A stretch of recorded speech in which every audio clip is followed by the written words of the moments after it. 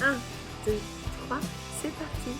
Bonjour, moi c'est Emma, bienvenue sur Tricolibri, ma chaîne au sujet donc du tricot.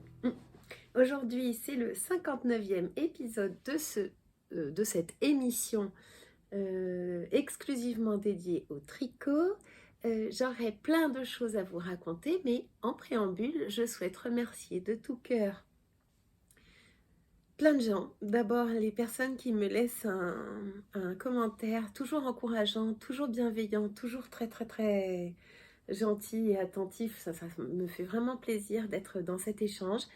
Je vous assure que je lis absolument avec délectation tous vos commentaires, même si c'est souvent entre deux portes avec euh, une vie active bien remplie. En tout cas, je savoure chacun de vos commentaires, même si je n'ai pas toujours le temps d'y répondre. En tout cas, ces commentaires et ces remarques et ces réactions nourrissent le podcast et en font l'essence même. Je souhaite aussi remercier de tout cœur les personnes qui continuent à s'abonner à cette chaîne. Qui l'eût cru? Quand j'ai commencé, j'ai mis 2-3 épisodes à, disons, à comprendre que ça allait peut-être intéresser quelqu'un, et je suis restée pendant plusieurs mois avec 63 abonnés et puis 64, et puis j'étais déjà très très contente. Mais là, j'avoue que j'étais loin d'imaginer que mes petits bavardages au sujet de mes rêves de tricot, de mes ouvrages, de mes réflexions au sujet du tricot puissent intéresser autant de personnes. Donc ça, c'est très bien parce que c'est quand même un peu de boulot. Et tant que ça plaît, eh bien, moi, je suis bien contente et ça me donne envie de continuer. Donc, je tiens à remercier de tout cœur les personnes qui m'offrent un café et parfois même un café allongé. Et ce qui permet de mettre du beurre dans les épinards du podcast, puisque c'est aussi grâce à ces petits sous qui sont des extras qui permettent donc d'acheter de temps en temps des petites choses à vous montrer. Voilà, donc merci de tout cœur à vous, parce que c'est grâce à vous que je continue à filmer. Et c'est du sirop d'orgeat aujourd'hui. Je tiens aussi à saluer les courageuses copines, tricopines qui font des vlogtober. Là, je suis très admirative de Lisandre, de Céline, Madame Bibiche, See You Later, d'Émilie, Ce n'est pas que du tricot. C'est la petite visite quotidienne qui est sympa comme tout. Donc vraiment, les filles, bravo. J'en serais bien incapable. Aujourd'hui, je vais avoir à vous présenter, donc pour ce 59e épisode du 8 octobre 2022, 1, 2, 3, 4 ouvrages finis, terminés, 2 à moitié terminés, un raté bien raté, et puis un en cours seulement aujourd'hui. J'ai une coiffure un peu n'importe quoi parce que il m'était encore arrivé un truc. Je m'étais lavé les cheveux et puis je voulais donner un petit coup de séchage. En général, je mets pas des plombes à me coiffer au sèche-cheveux parce que ça me les abîme. Mais là, il marchait plus. Donc j'ai essayé une première prise, puis j'ai essayé sur une deuxième prise, il marchait toujours pas. Puis une troisième prise ailleurs que dans la salle de bain, il marchait toujours pas le sèche-cheveux. Et donc, je suis ni une ni deux. Moi, je déteste les placards remplis de merde. C'est là qu'il faut que je regarde. J'ai été faire des courses et au passage, j'ai foutu le sèche-cheveux dans la benne à électroménager. Et puis après, en rentrant, je me suis rendu compte que c'était les prises qui marchaient pas. Mais bon, donc j'ai plus de sèche-cheveux, donc j'ai les cheveux encore mouillés. J'ai pas pu leur donner une forme ni rien. Bon, c'est pas très grave, c'est pas très grave. Allez, on attaque sur le tricot. Ah oui, puis aussi, j'aurais à vous raconter ce que j'ai acheté comme livre et ce que je lis en ce moment, qui est vachement chouette, mais je pense que ça vaudrait presque un épisode sur mes livres. Et puis, j'ai à vous parler de 2 podcasts que j'ai découverts qui sont super chouettes. Alors, les notes du jour sont pas du tout très précise. Je ferai du montage, je me débrouillerai comme je peux parce que j'ai pas beaucoup de temps. J'ai beaucoup travaillé cette semaine, j'ai pas beaucoup de temps. Ce que je porte, ah oui, on va commencer par ce que je porte qui a été modifié. C'est mon pull soufflé, le soufflé de Penrose Knits, qui est une podcasteur qui a une chaîne YouTube qui est anglaise et qui s'est mise à faire des designs de tricot. Et elle est très douée, elle a beaucoup de talent. Laura de Penrose Knits. Et donc, je m'étais laissée tenter par son design du pull soufflé. Et comme j'avais de la laine qui est très coloris chocolat, enfin pas de la laine, hein, c'est du mohair et soie, j'avais appelé ma version le soufflé au chocolat. Donc je vous l'ai déjà présenté, hein, il était fini il y a peut-être 1 ou 2 mois de ça. Il a une goutte. Il a une petite goutte avec un petit bouton doré dans le dos. Il a cette particularité d'avoir un jeu de texture puisque le haut est en un seul fil de mohair et soie. Et puis après, l'encolure, enfin pas l'encolure, là, tout l'empiècement, je ne sais plus comment ça s'appelle ça, là, ce côté-là, on passe en double fil. Donc le double fil, alors moi je le porte comme ça avec un petit caraco parce qu'il est quand même un peu transparent. Et puis je préfère le rentrer, hop, comme ça un petit peu. Je le rentre un petit peu comme ça, voilà. Et donc ce pull était beaucoup trop fité parce que j'avais fait des diminutions par rapport à ce que préconisait le patron. J'aurais pas dû. J'avais fait des diminutions à partir de là parce que j'avais peur d'avoir justement trop de matière, qu'il soit trop grand, trop loose, trop large. Et j'avais fait donc 2 diminutions, puis à nouveau 2 diminutions de chaque côté, ce qui faisait que 1, 2, 3, 4, 5, 6, 7, 8, je devais avoir au moins 4-5 cm d'aisance à rattraper à ce niveau-là. Donc ce que j'ai fait, il était, oh, ça c'est pas joli. Donc, il avait une finition, ce pull, en bas, comme aux manches. Très, très, très joli petit ourlet c'est pas des côtes, c'est un jeu de repliage avec un rang de mailles en verre. Et bon, c'est pas un secret, hein, c'est une technique qui est souvent utilisée.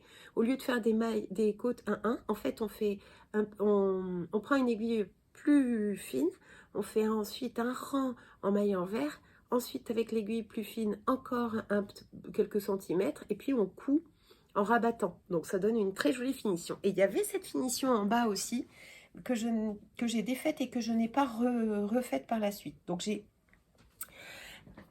galéré, hein, parce qu'en défaire deux... Oh, il faut pas que j'appuie J'ai pris une table aujourd'hui pour mettre tous mes trucs. Il faut pas que je m'appuie dessus, sinon ça vous fait bouger.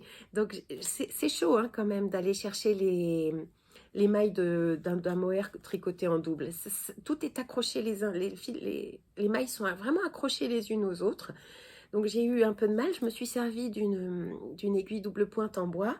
J'ai retrouvé l'endroit où je m'étais arrêtée, donc en bas du pull, hein. Et puis tout doucement, maille après maille, j'ai défait. Et jamais je n'ai pu tirer le fil et tout défaire. Il a fallu vraiment travailler pour détacher les petits bouts les petites fibres les unes accrochées les unes aux autres entre elles. J'ai refait une pelote qui était à la main, hein, donc qui était bien grosse comme ça. Je vous insérerai des photos. J'ai défait le pull jusque là à peu près. Et je l'ai refait en ayant un tricot beaucoup plus lâche que ce que je tricote d'habitude, sans changer de taille d'aiguille quand même, mais en essayant de détendre mon tricot pour que la fibre soit plus drapée, plus lâche, moins serrée autour du buste. Et je trouve que ça fait ce que je voulais. C'était ce que je voulais. J'arrive à ce que je voulais. Je trouve qu'il est plus sympa, il est plus moderne, beaucoup plus agréable à porter. Là, c'est pas forcément le pantalon que je porterai avec. Ces couleurs vont pas du tout ensemble. Mais bon, peu importe, c'était juste pour vous montrer. Et donc, je le porte avec un petit caraco, une petite dentelle comme ça. Je trouve que c'est très, très mignon. Ça rappelle le petit froufrou qu'on a là. Alors, ce petit froufrou là, bon, j'imaginais pas que ce soit vraiment mon style, mais dans cette couleur-là, Je trouve ça vachement sympa. Donc je vais pouvoir le porter parce que ça s'est bien rafraîchi, enfin un petit peu rafraîchi disons.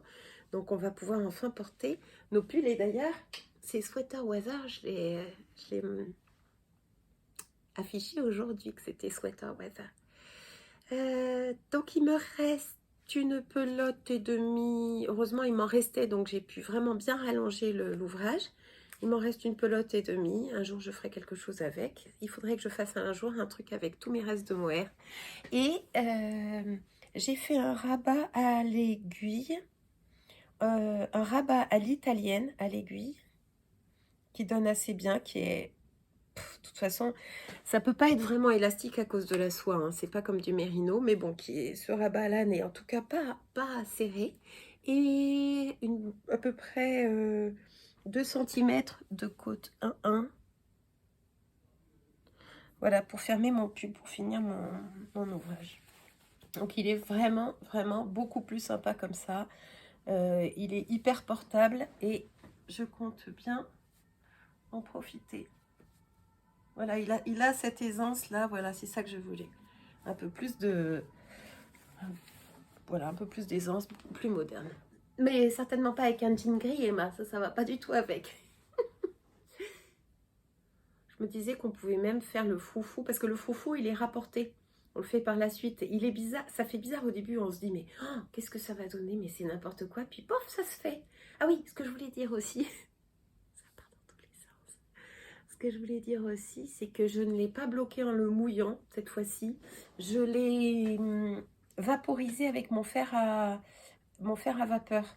Donc je passe le fer à vapeur à peu près à 2 cm et demi, 1 inch de l'ouvrage, et je mets beaucoup de vapeur. Ensuite je le laisse sécher sur un cintre ou sécher ou prendre un peu. Et les mailles se sont vraiment bien détendues parce que comme c'était détricoté, tout ça c'était détricoté, on avait une maille qui était vraiment pas lisse, pas jolie du tout. Et le fait de passer la vapeur dessus a vraiment bien régularisé les mailles. Donc ça, c'était encore une petite astuce que je voulais vous donner. J'ai fini la Sophie Scarf, la deuxième Sophie Scarf de petite knit que j'avais sur les aiguilles au précédent podcast. Donc j'avais déjà fait celle-ci avec un reste de laine à chaussettes de l'amas de laine. Une laine à chaussettes mérino et nylon en diquet coloris, une bouteille à la mer que j'aimais beaucoup. Et donc j'en ai fait un deuxième avec encore des restes parce que l'idée c'est d'utiliser quand même le maximum les jolis restes. Donc là dedans j'ai ce qui me reste encore de mes restes du pull qui plaît beaucoup à l'écran, mais qui plaît beaucoup, qui vous a beaucoup plu. C'est marrant parce que moi je trouve aussi que c'est un de mes plus beaux pulls avec cette laine là, c'est le Oslo Sweater. Donc il m'en reste, mais j'ai pu déjà dégager de mes restes une nouvelle Sophie Scarf. Donc c'est une toute petite écharpe toute fine qui a un ouvrage rapide mais pas si simple et qui a un succès fou en ce moment. C'est vraiment la saison pour porter ce genre de petite écharpe qui prend moins de place qu'un châle, et surtout quand il fait frais le matin ou le soir, mais pas encore dans la journée. Nous avons encore des journées à 26-28 degrés, mais le matin, c'est un peu frais. Donc pouvoir porter ça, par exemple, avec une veste en jean sur un petit t-shirt, c'est vachement sympa pour aller dans ses déplacements le matin, surtout à vélo, et puis après dans le sac pour le restant de la journée. Donc il est sympa comme tout à faire, mais il n'est pas si facile. Je me suis reprise à plusieurs fois pour un troisième que j'ai voulu faire, et vous allez voir la cata. Donc ça donne super bien. Ce que j'ai adoré, ce que j'ai vraiment adoré, attends, ça fait pas le point.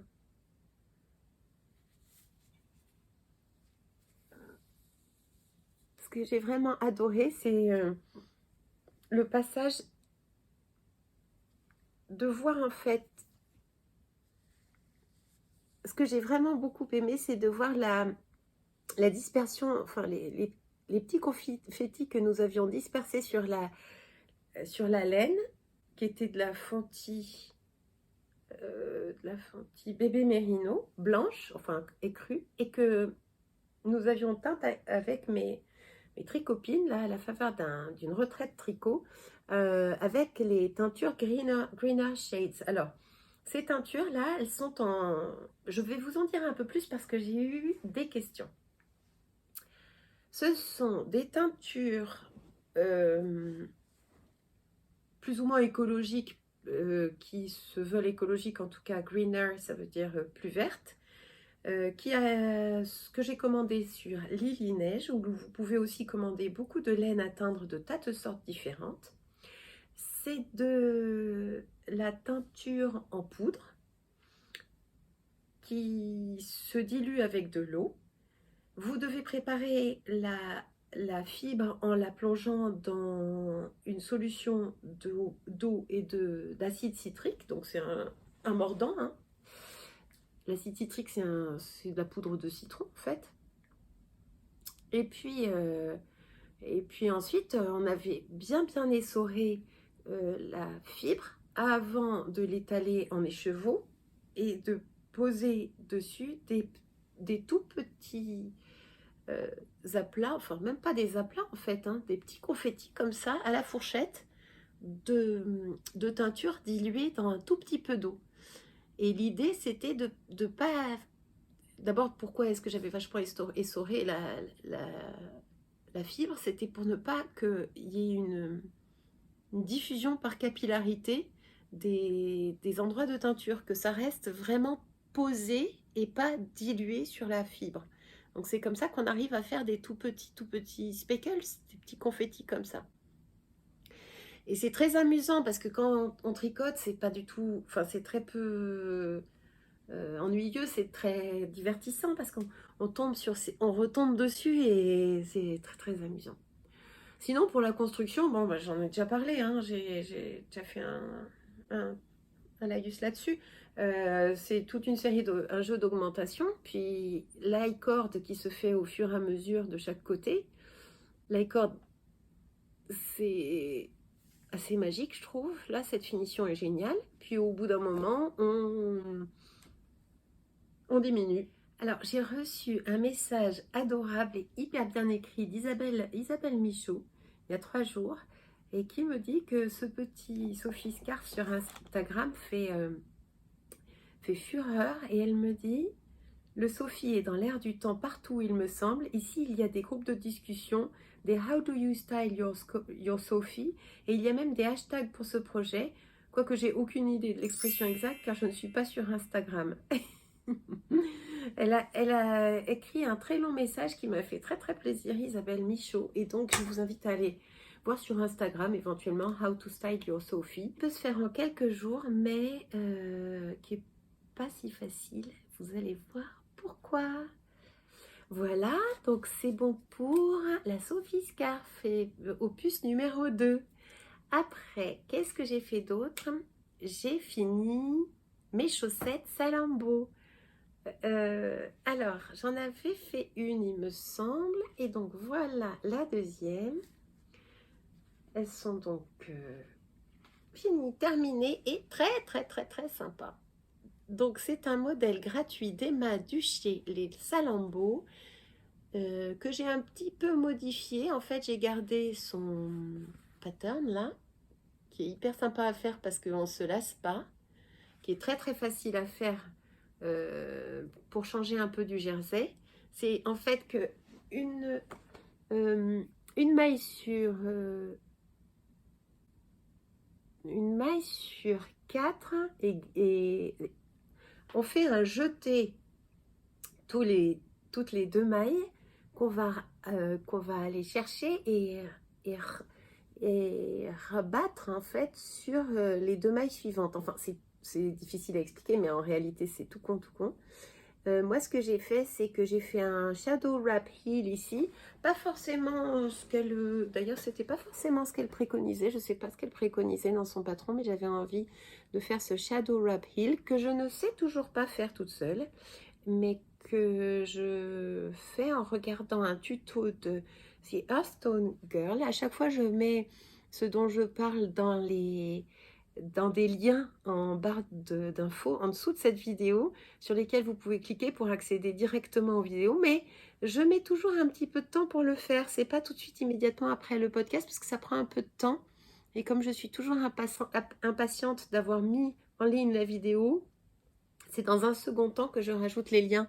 Enfin bref, si vous voulez faire ce talon, qui est le Shadow Wrap Heel, vous pouvez trouver facilement, je crois qu'il y a même Claudia, qui fait des tutos sur YouTube pour vous apprendre à le faire. Il est sympa ce talon, je trouve qu'il est assez régulier, assez facile à faire.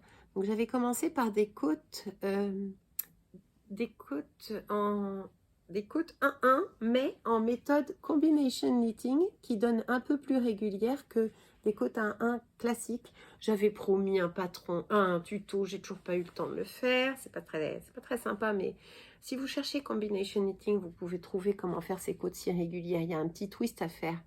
Et puis, j'avais aussi parlé du tuto pour... pas un tuto, mais un patron pour faire, je ne l'ai pas là sous la main, mais vous savez ce petit étui à AirPod, je m'en sers tout le temps. Ce petit étui à AirPod, là j'en ai fait plein, j'en ai offert plein. J'avais dit que je publierais un patron, j'ai commencé à l'écrire et puis je ne sais pas pourquoi il n'est pas encore en ligne. Il faudrait que je le mette en ligne si ça vous plaît. Ça c'était un test, c'était mon premier échantillon, il n'était pas terrible. Après c'était très abouti, il faudrait que je le mette en ligne. Bon, tout comme plein de choses que j'aurais à faire et qui sont pas évidemment des priorités et qui tardent, mais j'aime beaucoup ces côtes quand elles sont comme ça. Je trouve que c'est beaucoup plus régulier que des côtes classiques sans le combination knitting. Ouais. Donc j'ai utilisé la laine Edelweiss Alpaca de chez Kremke, qui est en toute petite pelote de 25 grammes et qui est le coloris 53 et dont j'ai utilisé 3 petites pelotes pour faire une paire de chaussettes. Ça fait un fini assez perlé, assez brillant, très très sympa. Voilà, une nouvelle petite paire de chaussettes à mon actif.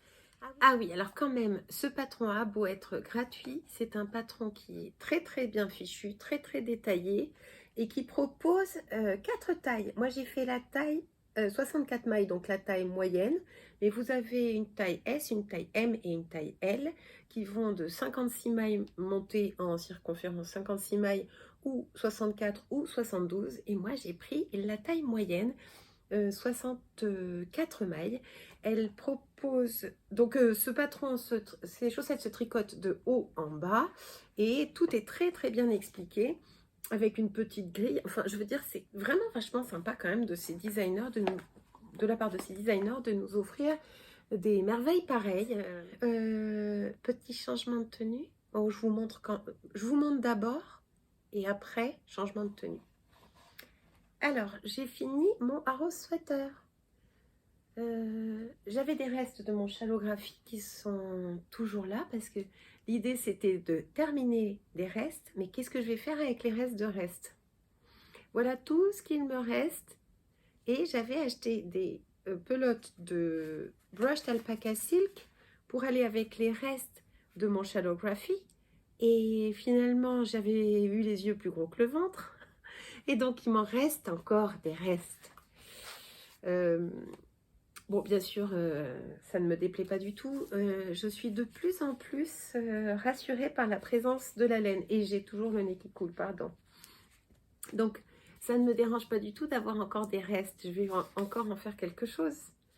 Surtout que ça, c'est tout doux. C'est très, très agréable. Même tenue en simple, j'ai un petit pull d'intérieur que j'avais fait avec cette fibre tenue en simple. Et j'aime beaucoup. Ça ne pique pas, c'est très agréable, c'est tout doux. Alpaca Silk, ça peut se tenir en simple ou en double. Brushed Alpaca Silk, ça ressemble beaucoup à de la surie. Je pense que c'est le même genre de composition. Mais voilà, bref, il m'en reste encore. Et avec ces restes, j'ai donc fait le Arrow Sweater que je vous montre ici. Aïe, aïe, aïe, ça bouge. C'est un patron de petite knit qui se tricote avec un échantillon de 21 mailles par 28 rangs et qui est proposé de la taille XS à la taille 3XL. Moi, j'ai fait la taille M. Et attends, est-ce que j'ai fait vraiment la taille M ou la taille S? Je sais plus, ça y est. Oh, j'ai dû le noter quelque part quand même. Parce que Rose Sweater, c'est un... Oui, je l'ai noté quelque part. Donc voilà. Des restes de Isaiah Alpacatou de mon chez Lography, mélangés en tenue en double avec la Drops Alpaca, Brushed Alpaca Silk,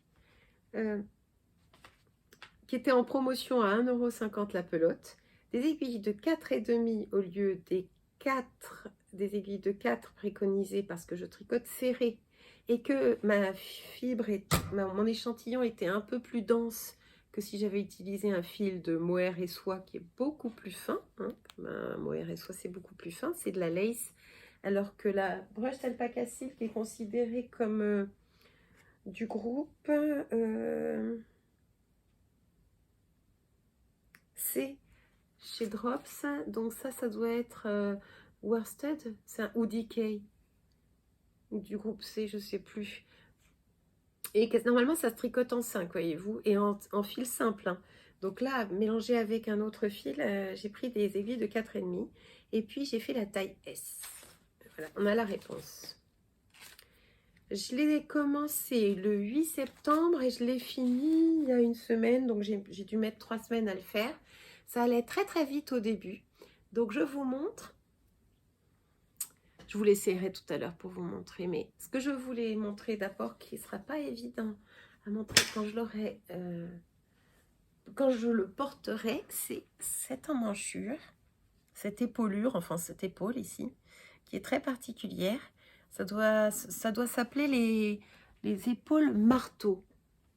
Donc j'avais jamais fait cette construction d'épaule marteau comme ça. On commence par le dos ici. On tricote en aller-retour, en rang droit, rang envers, en commençant à faire les changements les rayures. Donc c'est des rayures tous les 8 rangs, ce qui rend l'ouvrage très addictif. On a toujours envie de passer à la couleur suivante. Ensuite, en même temps, on fait ce... Mais non, attends, qu'est-ce que je raconte? Oui, je crois que... Ah, je sais même plus. Oh, qu'est-ce qu'elle dit? Non. Donc, oui, au début, c'est tricoté à plat. Là, là, là, là, là. Et après, on joue en rond. Après un moment. C'est fou parce que c'est exactement ce que disait Émilie dans son podcast d'hier. Elle a sorti un épisode encore super sympa. Elle est super, Émilie, de Ce n'est pas que du tricot. Ça y est, je perds mes cheveux. Et donc, bref, elle disait, on est très investi dans un projet tout au long de l'ouvrage et du travail euh, quand on a le nez dans le patron. Et puis, quand il est terminé, on oublie. C'est comme l'accouchement. On oublie. Donc là, j'ai oublié, mais bref, ça fait ce jeu de pattes ici sur le haut de l'épaule qui est vachement sympa. À l'intérieur, ça donne comme ça. Franchement, une fois de plus, j'ai suivi les consignes et je ne sais pas trop ce qui m'est arrivé. À la fin, pof, voilà, ça marche, ça marche. Donc, une fois qu'on a travaillé toutes ces épaules, ces emmanchures, on met les manches en attente. Moi, j'utilise toujours ces petits Scooby-Doo, là, ces genres de petits fils en silicone. Et puis, on descend, on déroule le corps. Et ce qui est super, c'est que ça a beau être du tricot kilomètre, on a ce plaisir de changer de couleur, de rayure. Alors, il faut quand même compter parce que combien de fois ça m'est arrivé d'être prise dans le truc et d'oublier de changer de couleur, d'avoir un peu à défaire quelques rangs pour pouvoir effectivement changer la couleur. C'était assez drôle. Et alors, il y a toujours un petit peu un choix à faire parce que quand on arrive, en fait, on a la taille. Donc, on a tout le temps la même répétition. Donc, écru, jaune, ocre, rose, gris, vert, écru, ocre, rose, gris, vert, écru, ocre, rose, gris, vert, écru, ocre, rose, gris, vert. Et il y a un moment où il faut s'arrêter. Mais on ne veut pas s'arrêter avant d'avoir fini une de ces répétitions. Ça ferait bizarre. Donc je l'essayais et au fur et à mesure, je demandais le plus souvent à mon mari ce qu'il en pensait pour qu'il me dise et qu'il me guide. Mais il fallait que le pull m'aille quand même. Je ne voulais pas me retrouver sous prétexte d'avoir un pull avec des rayures coordonnées et une logique dans la répétition des rayures. Un pull soit trop long, soit pas assez. Et donc, il est assez massif, il est assez dense, il est assez lourd. Je pense qu'il est plus dense et plus lourd que si j'avais utilisé un mohair classique. Mais c'est pas pour me déplaire parce que nous avons un hiver, il paraît-il, assez froid qui s'annonce. Et tant que je peux ne pas allumer le chauffage, ça me va très bien. Vive le tricot. Donc j'utiliserai mon pull tout gros, tout doux, tout dense. Ce qui est assez marrant, c'est de voir le côté un peu chiné que font le mélange des couleurs. Hein. Alors, on avait celui-là, par exemple, mélangé avec celui-là. Donc, on a deux couleurs avec les mêmes sous-tons, on peut dire, mais qui, une fois mélangées ensemble, donne quelque chose d'assez... comment ça s'appelle? Marbré? Non, marled. Assez mélangé. Chiné, c'est chiné, marled. Voilà, ça donne comme ça. Allez, je vais l'essayer. Et voilà. Alors, pour continuer à parler un petit peu de la construction du Harrow Sweater, une fois qu'on a fini tout le corps et les manches, mais moi j'avais pas attendu, j'ai pas attendu d'avoir fait les manches pour relever tout autour de l'encolure énormément de mailles et faire ce col double qui est donc très très long, puis sur le même système que les ourlets du pull chocolat, hein, du soufflé au chocolat. Ce sont des côtes, puis un rang de mailles en vert, à nouveau des côtes, et j'ai cousu en rabattant. Alors, quand j'avais fini le col, j'ai continué en faisant les manches. Je préfère toujours faire le col avant de faire les manches. Sinon, tant qu'on n'a pas tricoté le col, tout ça, ça baille un peu. Et donc, on risque de faire des manches qui, au final, seront trop courtes, puisque quand le col va venir tirer la matière vers rapprocher la matière du cou, il va nécessairement, voyez-vous, tirer aussi un petit peu la manche. Donc, moi, je préfère toujours faire mon col. Comme ça aussi, j'ai une idée de ce que ça donne avant d'avancer sur mes manches. Donc, j'ai bien fait de faire la taille S et pas plus grand, parce que j'ai hésité, hein, mais il est déjà un peu grand. Il est un peu loose, mais ça me convient très bien. Donc, une fois de plus, ce que j'aime faire, moi, c'est éventuellement le rentrer comme ça, pour le porter comme ça. Je trouve que c'est plus saillant d'avoir la ligne des hanches. Je suis ravie de la longueur des manches que j'ai faite bien longue, parce que c'est un pull qui est censé tenir chaud, chaud, chaud, et donc être porté quand il fait bien froid, et pouvoir comme ça se lever dans des manches bien longues, ça m'allait bien.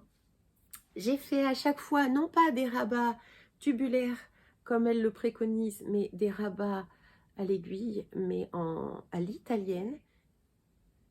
Ça donne une très belle finition. En fait, on a l'impression que les mailles glissent d'un côté à l'autre. Quoi d'autre?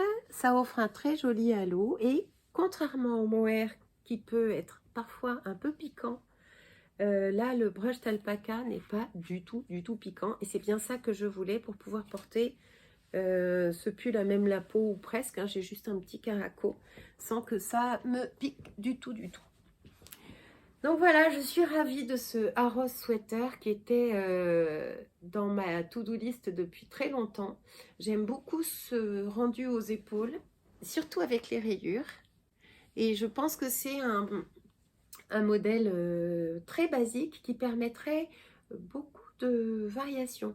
J'ai vu sur Ravelry que beaucoup de gens l'avaient fait, parfois complètement uni, parfois avec juste une bande de rayures sur une des parties. On peut imaginer une marinière où ici tout serait bleu marine et les rayures commenceraient en blanc sur le fond bleu marine après le haut du torse comme ça pourrait être faire très, très sympa. On peut même imaginer d'aller poser des boutons sur cette encolure marteau pour donner un effet marinière, euh, voilà, sur un des côtés. Le col, alors le col était raté. Enfin, quand je le portais, après blocage, quand je l'ai porté, il s'était un peu éventré. Il dégueulait un peu comme ça, le col. Et j'ai fait comme elle préconise, un petit coup de triche, en allant glisser un élastique transparent. C'est un élastique de fabrication de bijoux, normalement, pour les bracelets et tout, que j'ai glissé à l'intérieur pour serrer les mailles de la bordure ici, les resserrer un peu plus, donner de l'élasticité au col, mais en le resserrant un peu plus pour plus qu'il baille. Et ça, c'est très facile à faire, hein. On enfile une aiguille, une grosse aiguille, on enfile un de ces élastiques qu'on trouve même parfois au rayon mercerie du supermarché. Vous pouvez prendre n'importe quoi comme petit élastique et il fait vraiment bien le job. Il soutient, disons, il donne une structure, il soutient une fibre qui est pas quand même très lourde parce qu'elle est en double. Donc ça faisait un peu le poids du col, ça ressortait un peu. Et c'est en fait ce qu'il faut que je fasse sur ma marinière, là, le Marseille Sweater, il dégueule un peu le col. Alors, qu'est-ce que je voulais vous montrer? Ah oui, je voulais vous montrer que je vais le porter avec ça. Donc ça, c'est mes boots qui vont avec un jean. Ça va être parfait. C'est par hasard, hein. C'est vraiment par hasard. Et voilà mon sac à main, que j'emporte tout le temps partout avec moi. Donc, tout ça, ça va. C'est chic. Là, le Harrow Sweater, tout assorti, madame. Voilà. Et le pull de reste, hein. Le pull de reste, parce que le Shallowgraphy, le Mysterical de l'année dernière, proposé par Stephen West, prévoyait 2 écheveaux de chaque couleur, alors que tout le monde n'en a utilisé qu'un. Donc vous avez toutes celles qui ont fait un Shallowgraphy l'année dernière ont forcément des restes quelque part de leur Shallowgraphy qu'elles pourraient utiliser comme ça. Et en ce moment, il y a une super promo de ce alpaca silk sur Calidou ou sur tous les revendeurs de drops d'ailleurs. Je crois que moi, j'étais allée le chercher à Bordeaux. On a un atelier de la création. Donc, j'avais pu voir les couleurs en vrai. Ça m'avait bien aidé. Mais hyper faisable. J'ai testé et approuvé pour vous. 1,50 € la pelote, j'ai dit. Donc, si on compte que de toute façon, j'avais ces restes déjà achetés et que j'ai utilisé une pelote à 1,50 € de chaque coloris, eh ben, écoutez, c'est un joli pull pour pas trop cher, qui est très très doux et très très sympa. J'aurais presque envie d'en refaire un et je me demande si ça pourrait être sympa de n'utiliser que ces coloris-là et de pas les mélanger. Faut voir. J'aurais bien envie. J'aime beaucoup, moi, faire 2 fois les mêmes choses. Je ne sais pas pourquoi, j'aime beaucoup utiliser 2 fois mes patrons. Donc voilà, vous savez tout. Vous savez tout, je crois. Qu'est-ce que je pourrais vous dire d'autre? Non, je vous ai même dit avec quoi j'allais l'associer, donc je suis très contente. Le Harrow Sweater de Petite Knit. Quoi d'autre? Qu'est-ce que j'ai prévu ensuite? J'ai prévu de vous parler. Alors ça c'est fait, ça c'est fait. Ah, j'en arrive au projet à moitié terminé. Il y en a 2. Première chose, j'ai voulu utiliser toujours ces restes de Alpaca Two Isager, je sais pas quoi. Puisqu'il m'en reste, il m'en reste. Et puis j'ai un petit cadeau à faire à quelqu'un qui m'est cher et qui mérite bien des jolies mitaines. Donc je me suis tournée vers ce patron qui est un patron gratuit à nouveau et que j'ai déjà utilisé plusieurs fois pour faire des mitaines. Donc des gants sans doigts. Et j'en fais pas pour moi parce que je n'en aurais pas l'utilité. Moi, il me faut des vrais gants. Mais ce sont les Cloudburst Mittens qui ont été faits un nombre de fois incalculable par Ariane Gray. Et qui, donc, un patron gratuit. Je les tricote en anglais parce que voilà, c'est comme ça que je tricote, je préfère. Le code est beaucoup plus facile et simple en anglais qu'en français. Donc, on a un jeu de dentelle qui est expliqué soit rang par rang, soit avec un diagramme. Donc, très facile à suivre. Et j'ai pris des aiguilles comme elle dit, hein, j'ai pris tout comme elle dit, des aiguilles de 3 mm, cette fibre qui est pourtant très très fine, en me disant on verra bien, et voilà ce que ça donne. Voilà, une petite mitaine. Alors, j'ai rallongé, hein. J'ai fait un peu plus, voyons, 1, 2, 3, pas combien 1, 2, 3, 4 avant le pouce. Non, en fait, je ne vais pas rallonger.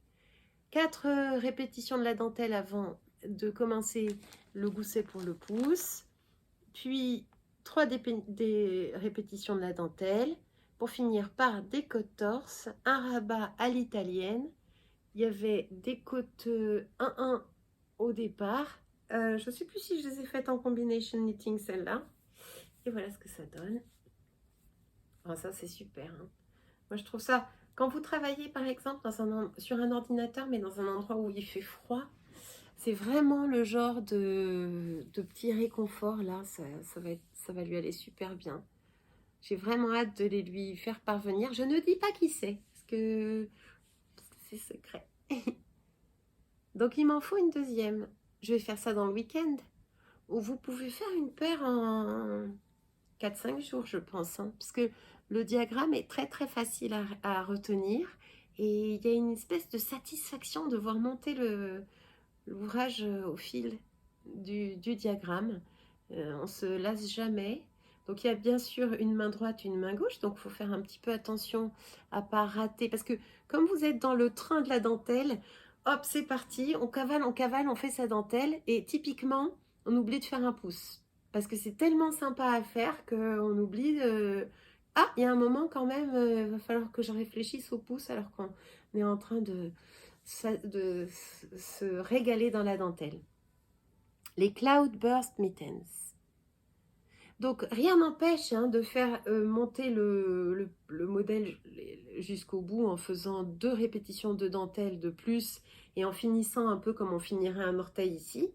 Mais là, c'est pour quelqu'un qui travaille dans un endroit où il fait un peu froid et sur un clavier. Donc, je pense que c'est beaucoup mieux que des gants, évidemment, ou que des mains dans le froid. Et je trouve que pour les poignets, surtout les poignets des tricoteuses comme ça a l'avantage de faire un petit cocon là dans les poignets. Et c'est vachement sympa quand même. Hein. Surtout avec cette couleur qui est dans le pull caché là. Puisque c'est la même. Elle est... Donc il m'en reste assez pour faire la deuxième évidemment. Mais il m'en restera encore. Voilà pour la première des Cloudburst Mittens que je réserve à quelqu'un qui m'est cher et qui les mérite largement. Donc je pense pas que j'aurai l'occasion de vous montrer la paire parce que dès qu'elle sera terminée, hop, je les lui apporte ou je les lui envoie.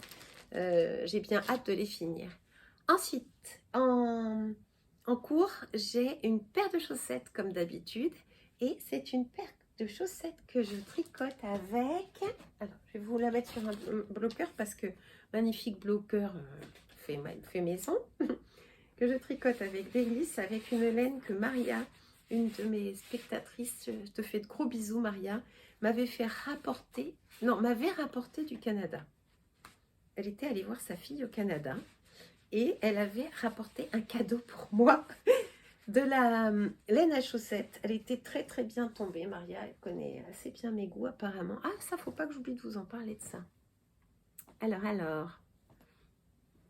Où est-ce qu'il est, mon truc? Ben, il est là. Oui.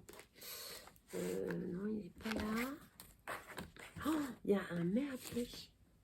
Je vous montrerai en photo la préparation du podcast et tout ce que ça fait comme bazar. Alors, donc, c'est de la Leo & Roxy coloris Victorian Christmas, je crois.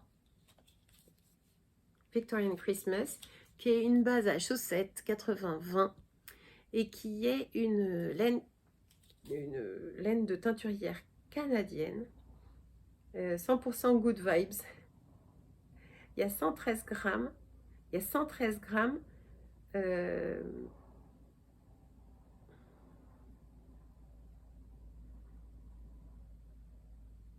Pour 420 yards.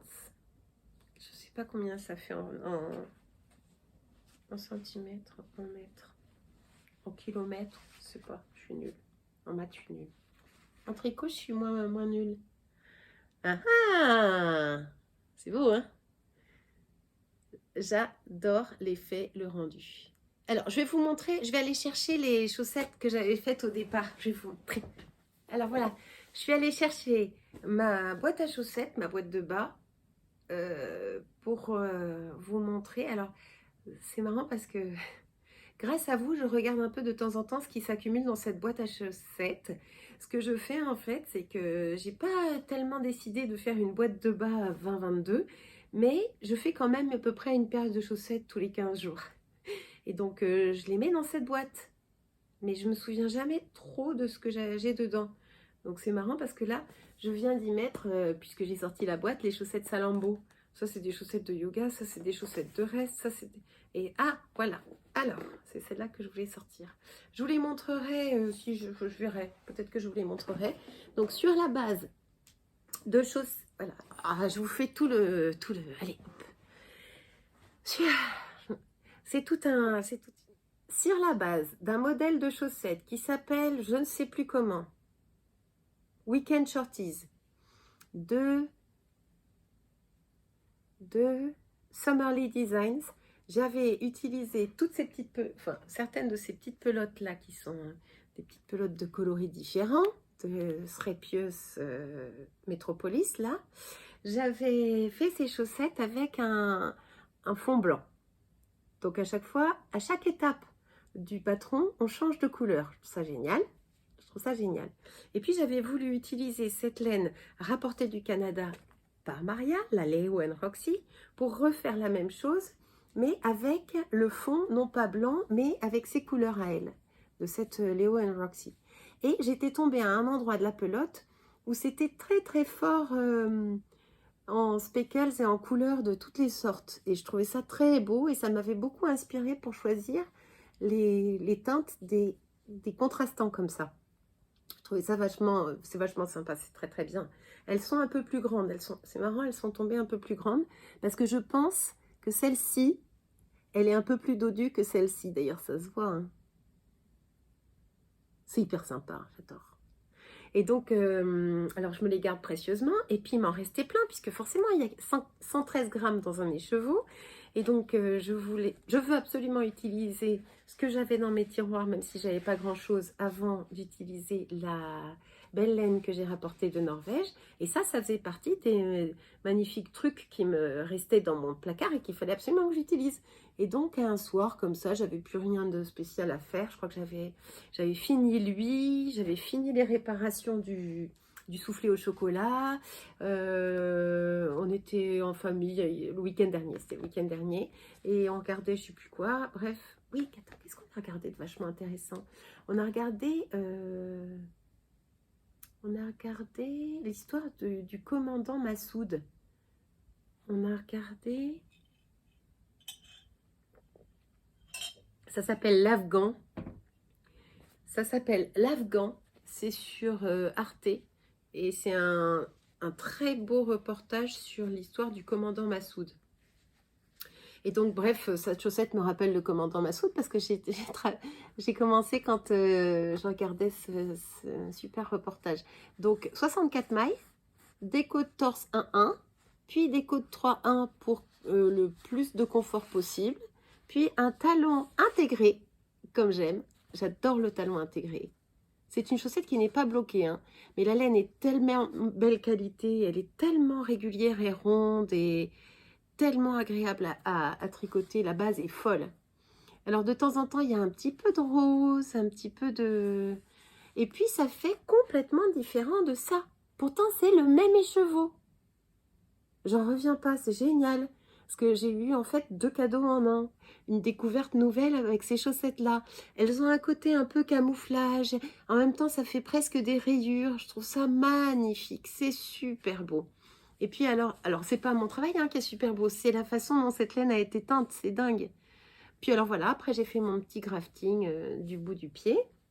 64 mailles, un talon en... Donc le talon intégré, je le redis parce qu'on me pose souvent la question, il fait partie d'un patron payant de Albiona McLaughlin, un truc comme ça, qui s'appelle les Bashful Fireflies. Et elle a un autre patron où ce sont des chaussettes en talon intégré. Je vous mettrai ça en lien dans la barre d'infos pour que vous puissiez refaire un talon intégré. Moi, je ne peux pas vous expliquer comment le faire parce que c'est un patron payant. Donc, quand c'est un patron payant, on ne peut pas divulguer les recettes du patron. Mais bon, ça vaut vraiment le coup. Hein. Moi, j'aime beaucoup, beaucoup ce talon. Il est beaucoup moins pénible à faire, pour parler poliment, que des talons en renforcés. Vous avez besoin de relever des mailles là sur le bord. Ça, c'est pas des mailles relevées, c'est un autre... la magie. Je sais pas, un autre truc qui se passe... qui est vachement sympa. Et je sais pas comment ça s'est fait. J'arrive pile à la fin d'une de mes côtes sur cette augmentation là. Est-ce qu'ici c'est pareil? Oui, c'est pareil. Magique. Sans le vouloir, hein, parce que c'est pas du tout le patron initial. Les Bashful Fireflies, elles ont des petits picots normalement. Elles n'ont pas des côtes 3-1 comme ça. Ça c'est... Alors, elles sont pas bloquées. Qu'est-ce qui se passe là? Oui, c'est le plastique de mon bloqueur qui retenait un petit peu. Elles sont pas bloquées, hein.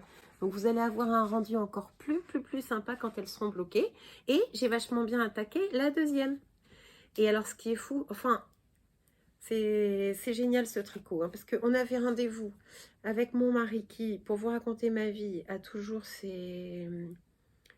voilà, ces problèmes suite à un grave accident de moto et on devait avoir un rendez-vous à l'hôpital où on a attendu plus de 45 minutes qu'on vienne le chercher dans la salle d'attente.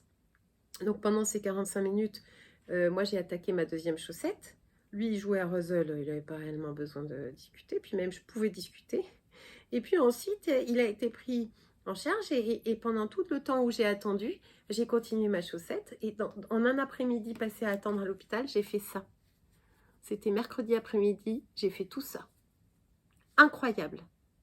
Et sans avoir besoin d'écouter de la musique ou de spécialement regarder quelque chose d'autre, j'étais concentrée sur mon petit rythme assez méditatif. 3 mailles en droit, une maille en vert, 3 mailles en droit, une maille en vert.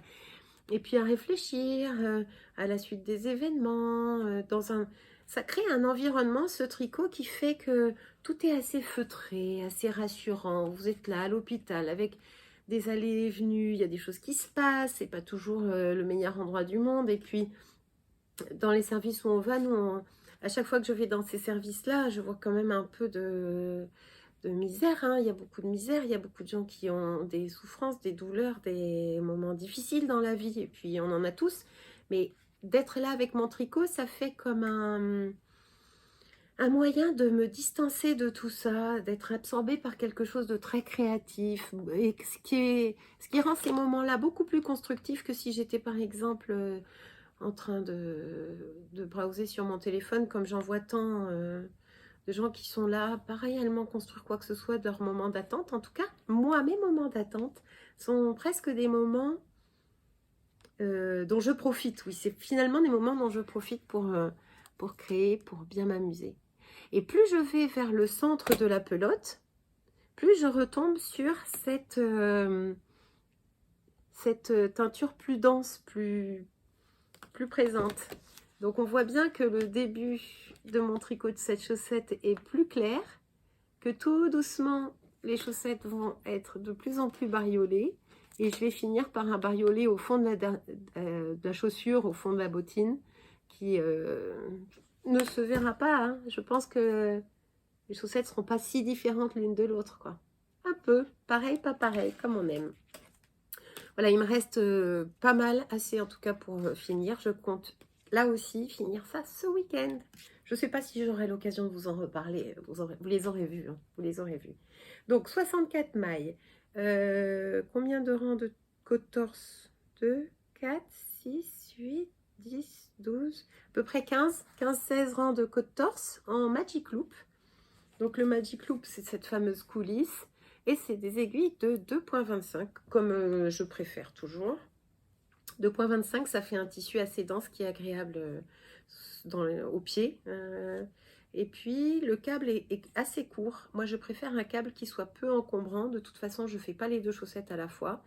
Et je crois que ce sont des câbles de 60 cm de chez Chiagou. Donc, voilà, petit projet. Donc ça, c'est vraiment comme je le fais là avec vous. C'est le petit projet que j'ai toujours dans mon sac à main. Et oui, ça rentre dans le petit sac. Ça rentre là-dedans. Mais il y a toujours une poche dans une poche, dans une poche, dans un... Alors, donc, c'est des petites poches que j'avais fabriquées en un tissé comme ça. Non, pas en un tissé, en toile enduite. Avec même une ganse, oui, madame. Une petite ganse brillante qui brille, qui brille. Alors, après...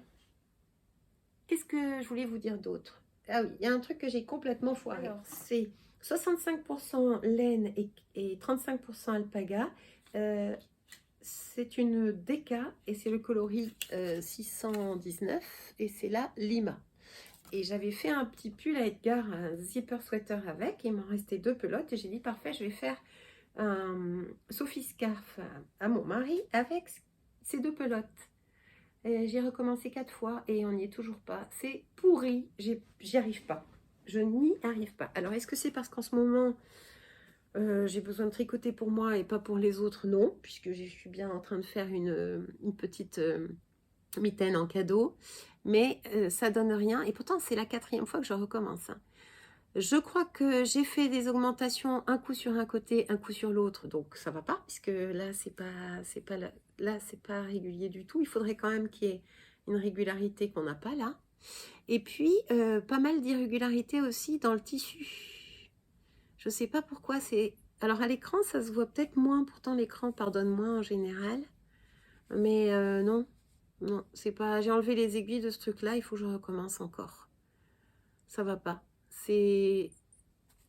Alors, j'ai l'impression qu'on peut pas voir, là, que vous n'arrivez pas à voir, mais ça va pas, ça. Ça, c'est pas joli. Qu'est-ce que j'ai fichu, là? Ça va pas du tout, ça. Non, c'est pas beau. C'est pas ça, ça va pas. Là, forcément, là. Là et là. J'ai dû faire mes augmentations, là, au lieu de les faire là. Puisque, regarde, là, j'ai une dépression, et là, j'ai 2 bumps, là. C'est que forcément, c'est foiré. Alors, je conseille, pour faire ce patron, ce que j'ai fait pour la première fois. Quand j'ai fait mon premier, il était tout de suite parfait parce que je me suis appliquée. Et je me suis appliquée, par exemple, à mettre un petit marqueur à ampoule. Un petit marqueur à ampoule comme ça, là. À chaque fois que je faisais une augmentation. Comme ça, j'étais sûre que c'était toujours du même côté, voyez-vous. Là, c'était toujours du bon côté. Puisque je marquais mes petites affaires avec mes petites augmentations avec mon marqueur à ampoule. Donc, c'était réussi. Alors que cette fois-là, je me suis dit, c'est bon, tu connais. Et puis, je suis partie un peu bille en tête, trop confiante. Et c'est raté. Mais là, c'est horrible, c'est horrible, c'est horrible. Donc, alors, à mon boulot, on m'a proposé, ça fait longtemps qu'on me demande des cours de tricot, enfin, de faire un petit atelier tricot pour les mettre, leur mettre le pied à l'étrier. Et cette année, plus de Covid, plus les masques, plus tout ça, j'ai dit, ok, au cœur de l'hiver, on fera un petit atelier tricot. Donc moi, je veux pas trop de candidats à la fois parce que j'ai jamais fait ça. Je suis pas du tout sûre de savoir enseigner le tricot. Et je m'étais dit, ah, je vais les faire commencer par une Sophie Scarf. Et en fait, non, il faut pas que je les fasse commencer par ça, les pauvres. Parce qu'il faut une très belle régularité de points, parce que ça pardonne pas. Hein, c'est pas un modèle pour débutants. Ensuite, la preuve, c'est que savoir où tu fais tes augmentations, tes diminutions, ne pas oublier de faire l'icord au fur et à mesure et qu'il soit assez régulier et tout, non, c'est pas débutant. Donc on a la preuve. Là, il faut que je trouve autre chose. J'ai pensé peut-être à un snood pour débuter. Parce que comme ça, ils auront une idée du tricot circulaire. S'il est assez haut et assez mousseux, on verra pas trop les erreurs. Peut-être que ça pourrait être un snood où on commence quand même par des côtes, mais faire un rang, une maille endroit, une maille envers au bon endroit, je sais pas. Je vais leur faire prendre des aiguilles de 4,5. J'ai décidé que c'était, je pense, l'idéal pour apprendre. Je vais commencer ça d'ici le mois de novembre. Au mois de novembre, je commence un petit atelier pour enseigner le tricot à mon boulot. Voilà, je vous raconterai. Ensuite, qu'est-ce que j'ai à vous raconter? La Sophie Scarf, le raté, les chaussettes en Léo and Roxy. Ah, alors, très inspirée par un des podcasts de Nathalie, de Simone et Ginette, j'ai voulu tricoter mon premier pantalon.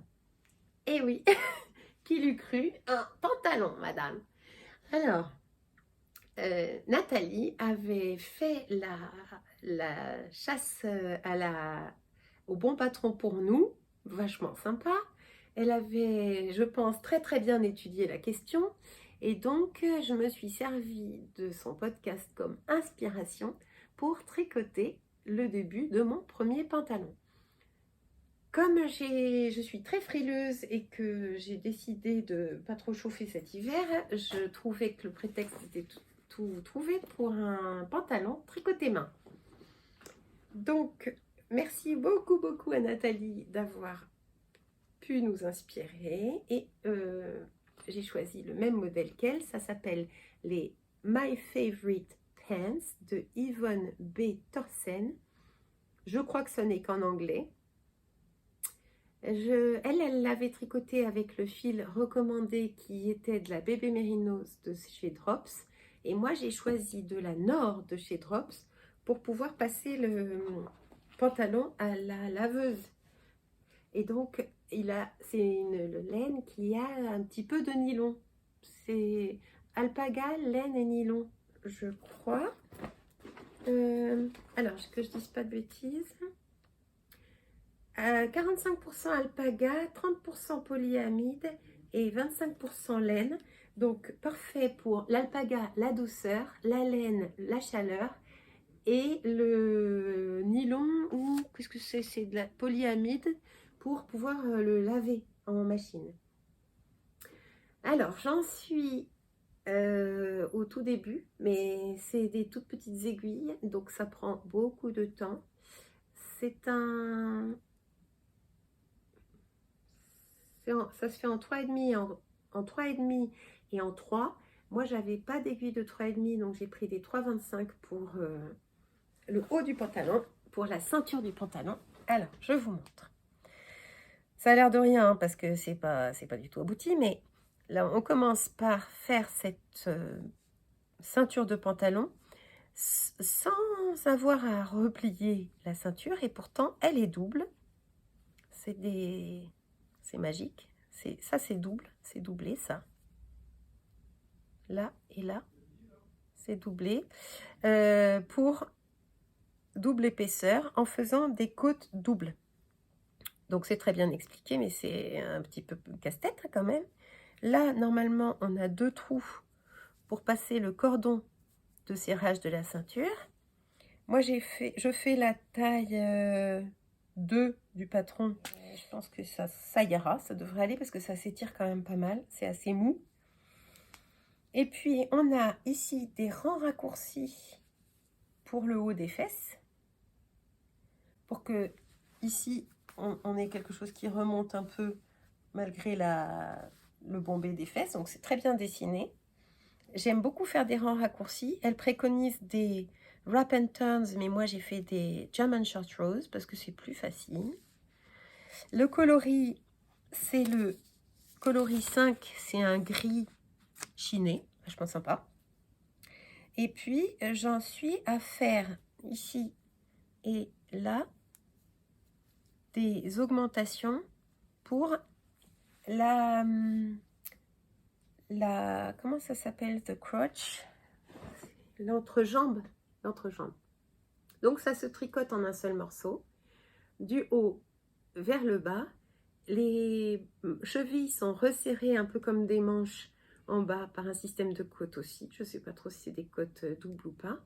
Et en fait, j'avais très envie de m'acheter un pantalon de jogging, un pantalon tout bête pour avoir bien chaud dans la maison. Pour moi qui grandis plus, je trouve que ça vaut la peine de fabriquer mes vêtements. En tout cas, de les tricoter. Oh, j'ai vraiment hâte. Et alors, ce qui est vachement sympa, c'est que là, j'en suis encore un petit peu à mes calculs, à mes augmentations tous les 2 rangs. Mais dès que je vais être sur la partie de la jambe qui n'a plus du tout d'augmentation ou de diminution de quoi que ce soit, ça sera un tricot zéro cerveau qui sera formidable. Alors, regardez-moi. Alors, moi qui n'étais pas du tout coquette, comment on dit j'étais pas snob du marqueur, je m'y suis mise. C'est comme l'idée de ne pas être sale. Je suis en train de m'y mettre. Alors, regardez-moi ce magnifique marqueur. Alors, je ne sais pas si... Ça, c'est un très, très, très joli marqueur.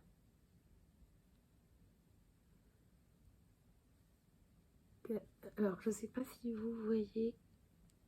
C'est un bijou, un vrai bijou de...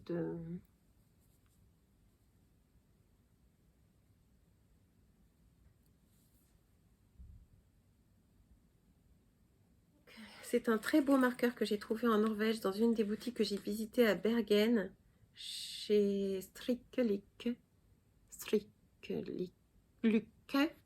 Mon accent norvégien, c'est pas ça.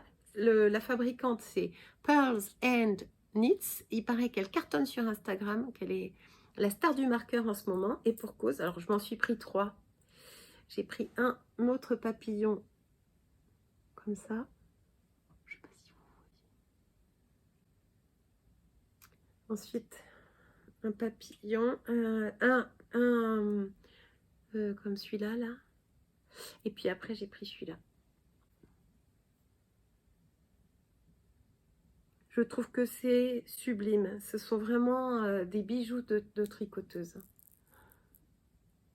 Non, J'ai fait beaucoup de découvertes à l'occasion de ce voyage et je me suis rapporté plein de petites choses un peu sympas comme ça. Je vous montre au fur et à mesure.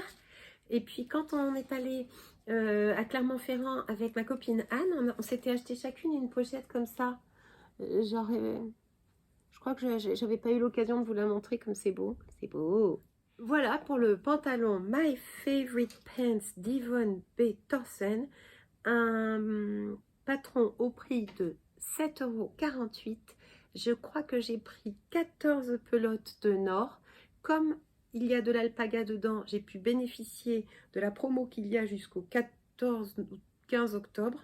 Et donc, c'est un pantalon qui me reviendra à peu près à 30 € je pense. Je ne sais pas si j'utiliserai mes 14 pelotes, mais j'ai un peu suracheté pour pouvoir me faire éventuellement une paire de chaussettes après. Parce que comme il y a du nylon dedans, c'est compatible avec les chaussettes. Donc là, on voit bien les fesses, là, les rangs raccourcis pour le bas, pour les fesses. Pour le bas, pour le dos, pour les fesses.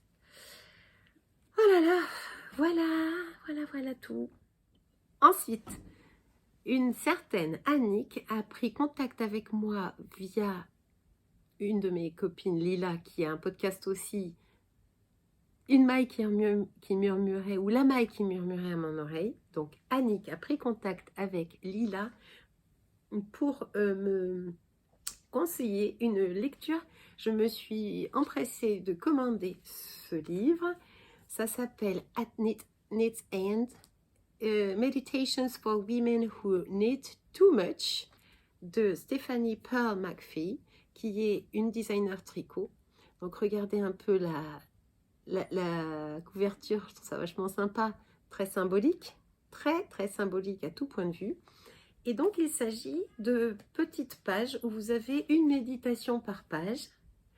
Il y a toujours une citation d'un auteur ou d'un poète ou d'un personnage connu. Par exemple, là on a Albert Einstein. Et une petite anecdote de tricoteuse pour reconnaître, ce sont des méditations pour les femmes qui tricotent trop.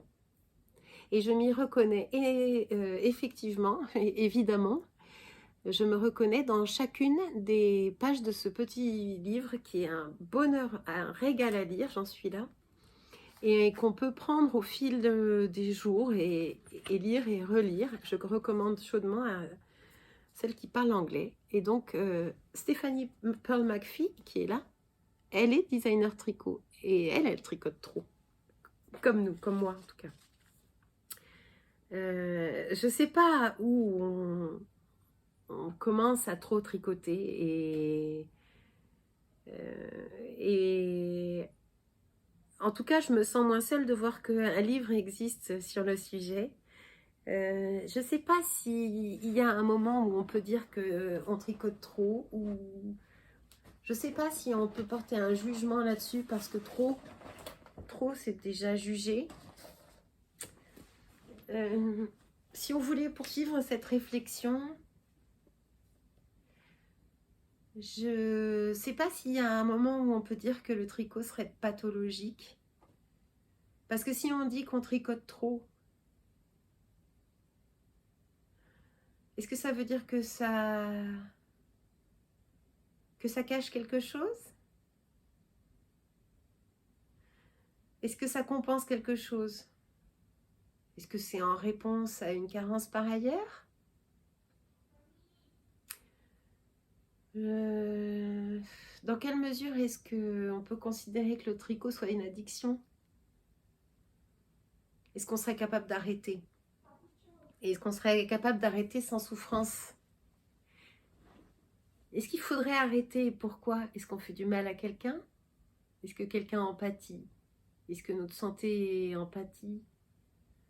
C'est tout un tas de réflexions qui valent peut-être la peine d'être soulevées. Et c'est vrai que dans ce petit livre, on y réfléchit. Par exemple, elle dit « Do you ever » Est-ce que ça vous arrive de ressentir des palpitations quand vous passez devant un magasin de laine? De planquer vos nouveaux achats de laine dans la maison? De prononcer les mots encore un rang? De planifier tes vacances et tes congés autour des endroits laineux et des magasins de laine? De secrètement repérer des nouveaux endroits où tu peux ranger ta laine et ton stock. Secretly scope out new spots to store your stash. Donc en fait, ce sont des très belles réflexions avec beaucoup d'humour sur tout ce qui nous arrive nous en tant que tricoteurs. Et c'est un vrai bonheur de plus se sentir aussi seul déjà. Donc merci beaucoup à Annick pour ce nudge, ce coup de coude. J'ai vu que plein de gens commençaient le Shallowgraphy. Que plein de gens commençaient le nouveau Mystery Call de Stephen West. J'attends de voir ce que ça donne. Par curiosité très malsaine, ou pas, j'ai regardé la vidéo de son premier tuto sur son nouveau châle, là. C'est pas mal. Ça commence bizarrement, t'as les pires craintes, et puis La première section avec ces chevrons là, c'est pas mal. C'est vraiment parce qu'on a l'impression qu'on pourrait tricoter le châle sans acheter le patron. Ce que je trouverais assez difficile à assumer personnellement. Je pense que je pourrais pas faire ça, mais c'est faisable. Et je crois, parce qu'il explique tellement bien. Mais je trouve ça quand même très chargé. Et puis, j'ai beaucoup moins de temps pour tricoter que l'année dernière où j'étais avec mon corset tranquille avec Steven. Là, je peux pas cette année. C'est plus du tout possible. Si j'ai le temps ce mois-ci de finir une paire de chaussettes et le pantalon, je serais déjà contente. Enfin, tu sais, je dis ça, puis je me laisse embarquer. Moi, je m'endors le soir en pensant à tout ce que je vais commencer le lendemain matin. Des nouvelles chaussettes, des nouveaux gants, des nouvelles moufles, des nouveaux pulls, et puis de la dentelle. Ah oui, je voulais vous montrer. Je me suis acheté des tas de bouquins sur la dentelle. Non, mais là, je pense que ça va déborder. Je vais faire un épisode spécial, peut-être demain, dans le week-end, sur mes bouquins. Je pense que ça pourrait être vraiment intéressant de faire un retour sur les bouquins que j'ai et que j'utilise. Et sur les derniers bouquins que j'ai achetés grâce justement à la plateforme Ko-fi. Alors, je suis pas mal interrompue par la petite famille. Il y a des tas de trucs qui se passent dans la maison pendant que je vous parle. Donc il y aura beaucoup de montage, beaucoup de coupures, beaucoup de machins. Alors ce que je voulais vous dire c'est que il y a une super émission. Enfin, je n'ai pas trouvé si... ça durait pas assez longtemps. Voilà, j'ai trouvé qu'il creusait pas assez le sujet. Sur l'émission Grand bien vous fasse sur France Inter, diffusée sur France Inter, animée par Ali Rebéi, il y a une émission qui portait sur le tricot et que je vous invite à écouter. Ça prend 53 minutes. Je vous la mettrai en lien et je remercie de tout cœur Isabelle A, qui est Paloma Canada sur Ravelry, qui a pris le temps d'écrire un message sur Ravelry pour partager avec moi ce bon tuyau de cette émission très très intéressante. En fait, il s'agit de Loretta Napoleoni, qui est une journaliste italienne et qui vient de sortir un livre chez Albin Michel qui s'appelle Le pouvoir du tricot. Quand j'aurai fini celui-là, soyez sûr que j'irai acheter le livre de cette journaliste sociologue italienne qui, sur France Inter, avait l'air de parler notre langue, on peut dire. Donc, c'était très intéressant. Et moi, je suis ravie de voir que de plus en plus, le tricot revient sur le devant de la scène. Donc, merci beaucoup, beaucoup, Isabelle A, pour ce gentil message. Ensuite, je voulais vous dire que j'avais découvert deux podcasts tricot hyper sympas. Il y a Handmade by Florence, Florence, qui est anglaise et qui commence tout juste. Elle est toute jeune, elle est étudiante, elle habite Cambridge. Elle a un goût très sûr, elle choisit des couleurs très très neutres et elle fait de magnifiques projets qui sont pourtant tous différents. C'est superbe, c'est très abouti. C'est en anglais certes, mais on peut quand même prendre de l'inspiration. Ensuite, il y a Emma C. Makes, qui est un podcast de tricot et qui est aussi anglaise et qui choisit elle aussi des modèles abordables, des laines, des fibres abordables avec des couleurs très portables, beaucoup de métables, beaucoup d'inspiration là aussi. Emma C. Makes. Alors, je voulais vous parler de deux podcasts que j'avais savourés, découverts, que vous connaissez peut-être déjà, mais qui valent vraiment le coup qu'on leur accorde de l'intérêt, vraiment très très très sympa. Il y a Les Joueuses de fil, une mère et sa fille que j'ai découvert grâce à Miss Manu au Naturel, qui en parlait déjà. Et elles ont posté leur deuxième épisode. Bravo à elles et je leur souhaite vraiment une très longue vie de podcast à deux. C'est très sympa de les voir. C'est là que je regrette que mes garçons ne tricotent pas ou de ne pas avoir eu de filles pour partager avec elles. Et ensuite, j'ai découvert le super podcast de Lucie, Lulaine, la patte de l'ours. Son podcast s'appelle Encore un rang, podcast laine et tricot, où elle propose 3 sortes de podcasts. Un podcast en français où elle raconte, comme je le fais, ses aventures en tricot. La même chose en anglais, elle parle très bien anglais, elle cherche à pratiquer son anglais et elle s'ouvre donc à l'international. C'est très courageux de sa part. Je suis toujours à une autre sorte de podcast qui s'appelle La Laine Fraîche. J'adore le jeu de mots. Et où elle parle de filage, d'histoire du mouton, de ce fil qu'on a perdu en fait, hein, qui doit absolument être retissé, de ce lien entre la nature et l'objet terminé qu'on porte sur soi. Ça commence au pâturage et souvent on voit sur Pinterest, je vois beaucoup d'histoires amusantes, de petites BD amusantes sur le super pouvoir du mouton qui transforme l'herbe en laine, en pull. Et donc voilà, vraiment je vous recommande d'aller voir Lucie. Elle a un phrasé, un français très soigné, elle est très très très agréable à écouter. Euh, c'est encore quelqu'un à qui je souhaite une très très longue vie de podcast devant elle. Voilà, j'espère que cet épisode vous aura plu. Si vous voulez continuer la discussion au sujet de l'addiction au tricot, ça me fera plaisir comme tout de vous lire.